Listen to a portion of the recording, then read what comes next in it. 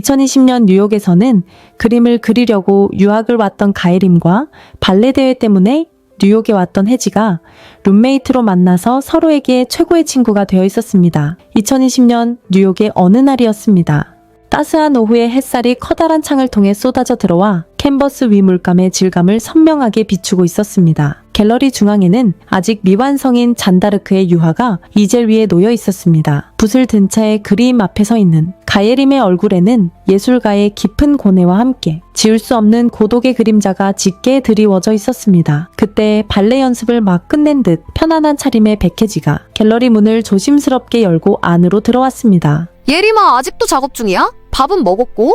혜지의 목소리에 예림은 깊은 생각의 바다에서 빠져나온 듯 천천히 고개를 돌렸습니다. 그녀는 혜지를 보며 희미하게 미소 지었지만 그 미소는 어딘지 모르게 금방이라도 부서질 듯 위태로워 보였습니다. 혜지 왔어? 거의 다 끝나가. 이것만 마무리하고. 와, 잔다르크네? 혜지의 순수하고 따뜻한 말에 예림의 눈빛이 파도처럼 세차게 흔들렸습니다. 그녀는 손에 들고 있던 붓을 조용히 내려놓고 갤러리 창밖으로 보이는 뉴욕의 삭막한 빌딩 숲을 물끄러미 바라보았습니다. 잔다르크는 신의 계시를 받았다고 굳게 믿었지만 결국엔 왕에게도 동료들에게도 모두에게 버림받았잖아. 그래도 끝까지 자기 자신을 믿었지. 난 그게 부러워서. 나도 그렇게 강해지고 싶어서. 무슨 일 있는 거지? 안색이 너무 안 좋아 보여. 어제 잠 한숨도 못 잔 사람 같아. 아니야, 괜찮아. 그냥 오늘 한국에서 언니가 오거든. 언니 만나고 저녁에 우리 집으로 올래? 네가 좋아하는 파스타 맛있게 해줄게. 당연하지. 무슨 일이 있어도 갈 거야. 혜지는 밝게 웃으며 손을 흔들고 갤러리를 나섰습니다. 현재 뉴욕의 어느 교회였습니다. 내부는 어둡고 싸늘한 공기만이 가득했습니다. 먼지 쌓인 의자에 한 남자가 미동도 없이 앉아 손에 든 낡은 그림 엽서를 내려다보고 있었습니다. 바로 예림이 그리던 잔다르크 그림이었습니다. 그의 얼굴에는 그 어떤 감정도 읽을 수 없었습니다. 그때 그의 주머니 속 핸드폰이 짧게 진동했습니다. 가선영의 전화였습니다. 이번도 부탁할 일이 생겼어. 한국으로 와서 예전처럼 깔끔하게 처리해줘. 남자는 알겠다고 대답하고는 전화를 끊었습니다. 그는 가예림이 그렸던 유작을 꺼내서 보고는 일어났습니다. 그의 발걸음 소리는 어둠 속으로 흔적도 없이 사라졌습니다. 2025년 현재 가선영의 펜트하우스 오피스였습니다. 가선영은 크리스털 와인잔을 우아하게 흔들며 그 야경을 내려다보고 있었습니다. 그때 그림자처럼 킬러가 소리 없이 들어와 그녀의 뒤에 섰습니다. 오랜만이네. 이번에도 아주 간단한 일이 하나 들어왔어. 조건은 지난번보다 훨씬 좋게 해줄게. 가선영은 테이블 위에 놓인 두툼한 서류 봉투를 턱짓으로 가리켰습니다. 킬러가 봉투를 열자 그 안에는 부셈이라는 가짜 신분으로 위장한 김영란의 사진과 신상 정보가 들어있었습니다. 사진을 보던 남자는 말했습니다. 지난번 목표와는 눈빛이 좀 다르군. 살아있는 눈이야. 벌레 같은 건 똑같아. 아버지가 남긴 마지막 오점이지. 이번엔 정말 깨끗하게 치워줘. 세상에 존재했던 흔적조차 남지 않도록.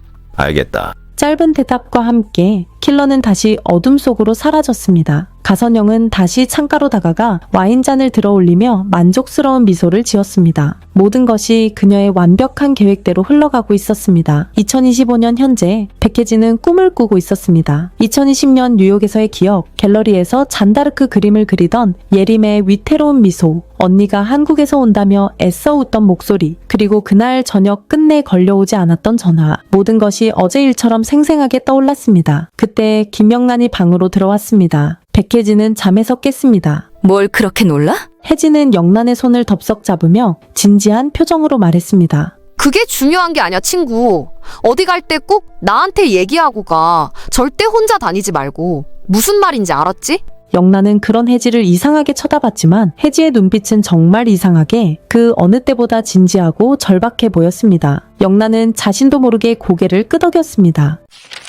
가선우는 병원 침대에 누워 분노에 찬 표정으로 TV 뉴스를 보고 있었습니다. 자신의 교통사고 소식과 함께 경영권에서 완전히 밀려났다는 내용이었습니다. 분노에 차 리모컨을 벽에 던지며 소리쳤습니다. 가선영! 이 모든 게 내년 짓이지? 내가 이렇게 무너질 줄 알아? 같은 시각 가성그룹의 긴급 이사회 회의실, 가선영은 회의 테이블 상석에 앉아 자신에게 90도로 허리를 숙이고 있는 가선우 라인의 이사들을 차갑게 내려다보고 있었습니다. 이제 누가 주인인지 확실히 알게 되셨습니까? 줄을 서시려거든 제대로 서셔야지요. 썩은 동아줄은 일찌감치 자르는 게 현명한 겁니다. 이사들은 아무 말도 하지 못하고 고개만 조아릴 뿐이었습니다. 이제 가선그룹의 권력은 완벽하게 가선영의 손아귀에 들어와 있었습니다. 가선영은 어디론가 향합니다. 그녀가 도착한 곳에는 영란의 엄마는 손발이 묶인 채 거꾸로 매달아져 있었습니다. 얼마 전 영란의 엄마를 빌미로 이 변호사에게 영란의 신변을 확보하라고 전달했지만 영란은 아무런 반응도 하지 않았습니다. 결국 다시 영란의 엄마 앞에 선 가선영의 얼굴은 차갑게 말합니다. 내 딸년이 감히 내 돈을 삼키려고 해. 어미인 네가 막아야지. 안 그러면 여기서 쥐도 새도 모르게 죽는 거야. 선택해. 딸을 팔아넘기고 평생 먹고 살 돈을 받을지 아니면 딸년이랑 같이 썩어 없어질지. 영란 엄마는 겁에 질려 말합니다. 살려주세요. 시키는 건 뭐든지 다 하겠습니다. 제발 목숨만. 좋아. 그럼 무창으로 가. 가서 그년의 가장 치명적인 약점을 찾아내. 그럼 살려주지. 며칠 뒤 영란의 엄마는 엉망이 된 몰골로 무창마을에 나타났습니다. 그리고는 경찰서를 찾아가서는 딸을 찾으러 왔다면서 도와달라고 이야기를 했습니다. 결국 좁은 무창에서 영란을 찾아내는 것은 아주 쉬웠습니다. 영란 엄마는 김영란이 전동민 그리고 그의 아들 주원이와 함께 마치 진짜 가족처럼 환하게 웃는 모습을 찍어서 망설임 없이 가선영에게 전송했습니다. 그날 밤 전동민과 김영란은 주원이가 사라진 것을 발견하고 사색이 되었습니다. 그때 영란의 핸드폰이 지옥의 소리처럼 울렸습니다. 발신자는 가선영이었습니다. 가선영의 목소리는 즐거워 보였습니다. 내 소중한 걸 내가 데리고 있어. 아주 귀엽더구나. 찾고 싶으면 혼자 와. 내가 말하는 장소로. 경찰에 알리거나 딴짓하면 그 귀여운 아이 다시는 못 볼 줄 알아. 전화기 너머로 주원이의 겁에 질린 울음소리가 희미하게 들려왔습니다. 김영란의 눈빛이 순식간에 차갑게 변했습니다. 유치원 교사 부세미의 가면이 벗겨지고 냉혹한 경호원 김영란의 본능이 깨어나는 순간이었습니다. 그날 밤 김영란은 홀로 약속 장소인 거대한 폐공장으로 들어섰습니다. 녹슨 철골 구조물 사이로 섬뜩한 밤바람이 스쳐 지나갔습니다. 공장 중앙 낡은 의자에 주원이가 묶여 있었습니다. 그때 어둠 속에서 킬러가 천천히 모습을 드러냈습니다. 그의 손에는 소음기가 달린 권총이 들려 있었습니다. 가성호 회장의 취향은 여전하군. 성가신 벌레들을 끌어들이는 고약한 취미가 있어. 그 순간 김영란은 모든 것을 깨달았습니다. 눈앞의 남자가 예림이를 죽인 바로 그 범인이라는 것을. 잘 왔어. 내 손으로 널 지옥에 보내주려고 했는데. 김영란은 전투 태세를 갖췄습니다. 두 사람 사이의 팽팽한 긴장감이 금방이라도 폭발할 듯 팽창했습니다. 폐공장 안에는 오직 두 사람의 거친 숨소리와 의자에 묶여 겁에 질린 주원이의 흐느낌만이 가득했습니다. 모든 것의 끝 혹은 새로운 시작이 될 싸움이 막 시작되려 하고 있었습니다. 싸움은 처절했습니다. 킬러는 역시 프로였습니다. 영란은 여러 차례 치명적인 공격을 가까스로 피했지만 출혈과 고통으로 점점 움직임이 둔해지고 있었습니다. 킬러는 영란의 복부를 발로 걷어찼습니다. 영란은 뒤로 나가떨어졌습니다. 킬러는 쓰러진 영란의 위로 올라타 그녀의 목에 칼을 겨누었습니다. 그 순간 킬러의 등 뒤에서 희미한 자동차 불빛이 빠르게 다가오는 것이 보였습니다. 킬러의 시선이 순간적으로 그쪽으로 향했습니다. 바로 그 찰나의 순간을 김영란은 놓치지 않았습니다. 킬러가 고통으로 몸을 비트는 사이 영란은 전세를 역전시켰습니다. 하지만 그녀는 그를 죽이지 않았습니다. 1차 목표는 달성했고 킬러를 경찰서에 인계해서 선영을 살인교사 혐의로 체포할 생각이었습니다. 한편 같은 시간 선영은 우아하게 와인을 마시며 킬러의 연락을 기다리고 있었습니다. 그녀의 얼굴에는 승리자의 여유로운 미소가 가득했습니다. 모든 것이 완벽했습니다. 성가신 벌레 한 마리를 치우고 나면 아버지의 유산은 온전히 자신의 것이 될 터였습니다. 그때 그녀의 핸드폰이 울렸습니다. 하지만 화면에 뜬 이름은 킬러가 아니었습니다. 가선영의 미소가 순간 굳어졌습니다. 여보세요? 네가 보낸 선물 잘 받았어. 아주 마음에 드네.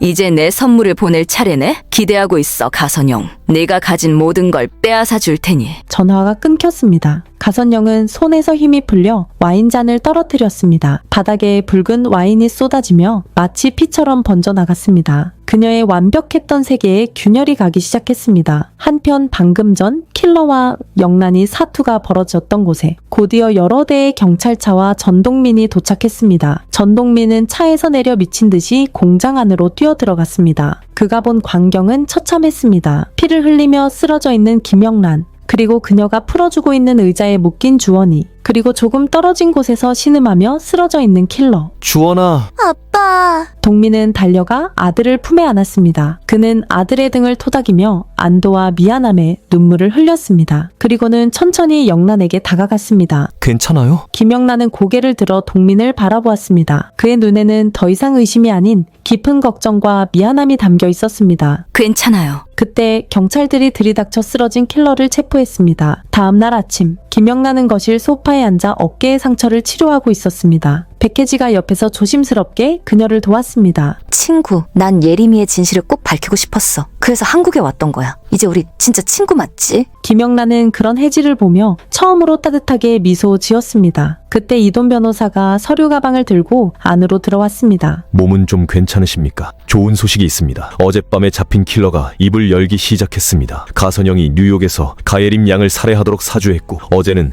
김영란 씨를 살해하라고 지시했다는 구체적인 진술을 확보했습니다. 곧 가선영에 대한 출국 금지 조치와 함께 검찰 소환장이 발부될 겁니다. 모든 것이 계획대로 움직이기 시작했습니다. 김영란은 천천히 자리에서 일어나 창밖을 내다보았습니다. 그녀의 눈빛은 더 이상 도망자의 눈빛이 아니었습니다. 모든 것을 끝내려는 심판자의 눈빛이었습니다. 회장님, 이제 시작입니다. 그녀의 복수는 이제 막 서막을 올렸을 뿐이었습니다. 가선영과 가선우, 그리고 그들에게 부역했던 모든 이들에게 내려질 피해 심판이 기다리고 있었습니다.